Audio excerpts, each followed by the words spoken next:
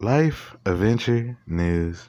In an interview yesterday, U.S. Secretary of State Mike Pompeo said the Trump administration is looking into banning popular Chinese social media apps like TikTok here in the U.S. Now, separately, TikTok said it will quit Hong Kong after China imposed a new security law on the city. We've got Yahoo Finance's tech editor, Dan Howley, here to break it all down for us.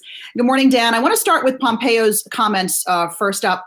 What's the concern here? That I guess for a long time, people have been talking about TikTok, gathering our important consumer data. And what are they doing with that data? Is that what's behind what Pompeo's saying here?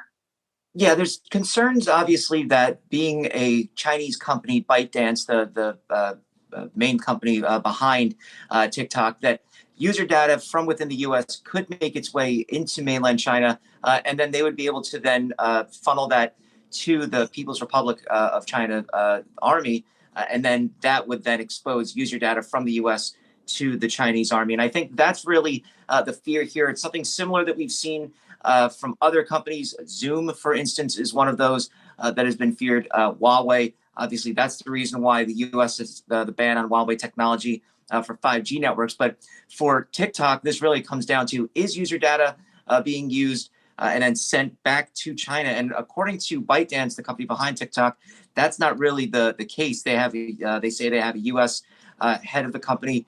They also have employees in the U.S. And they say that they wouldn't share any user data with the Chinese government if asked. But that's something we've also heard from Huawei as well, and Zoom. The other issue that TikTok says that they're facing is they've gone ahead and used they're no longer using Chinese moderators for TikTok itself. So they are pulling out, though, they said, of Hong Kong. But that's really kind of a way of placating likely both the U.S. government and the Chinese government. Obviously, China with a new security law there, basically wanting access to information. The U.S. government saying they don't want to allow things like that from U.S. citizens. So they're basically just going to pull out and appease both sides.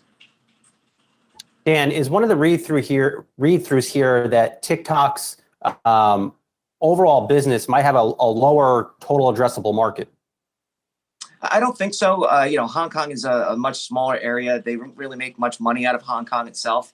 I think really what they want to do is ensure that they're able to stay active in the U.S. Now, India has banned the app there.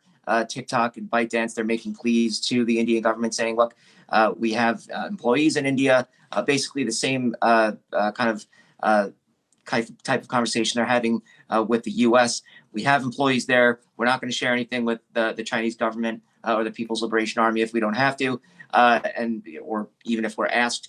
So that's kind of where the conversation is for them right now. Dan, I want to get back to TikTok pulling out of Hong Kong, Google, Facebook, Twitter, saying they want to do the same because of new restrictions put on Hong Kong.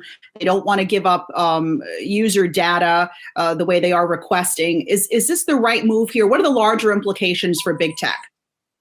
Yeah, I think when you look at it, TikTok and Google, Facebook, those like in Hong Kong, it's a different situation just because TikTok is just cutting itself out entirely from the equation, whereas the likes of Apple, Google, Facebook, they're still going to operate in that area, but they aren't going to be complying with any requests from authorities to share data. And that's something that, they do around the world.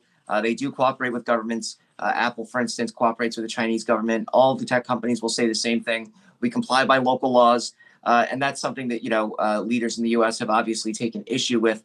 But as far as this new security law goes, they're saying that they're not going to cooperate with anything that the police ask from Hong Kong itself, because they know that that would then go to the Chinese government. And it's worth noting that Google doesn't have a presence or Facebook don't have presence in mainland China, but they do in Hong Kong. So this is really their only kind of entry into the Chinese market. And it's an issue that they're obviously taking seriously and knowing that they're going to kind of fight back against having to provide information. It just goes to show the acrimonious relationship that they may have with the Chinese government itself.